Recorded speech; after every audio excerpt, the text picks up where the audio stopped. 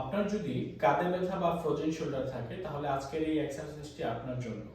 এই এক্সারসাইজটি করতে এরকম একটি চেয়ার লাগবে বা টেবিলে ধরে করতে পারবে।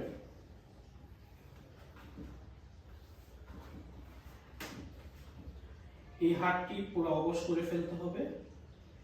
এটিকে পেন্ডুলাম এক্সারসাইজ বলে। পুরো হাতের পুরো হাত একদম অবশ করে ফেলবেন, করে এরকম গোল করবেন।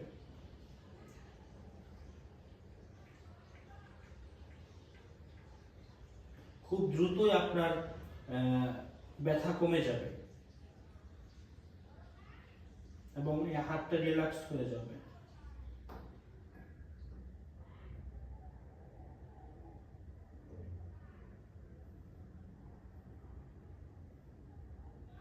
এরকম ভাবে উভয় হাতই করে নেবেন। ধন্যবাদ।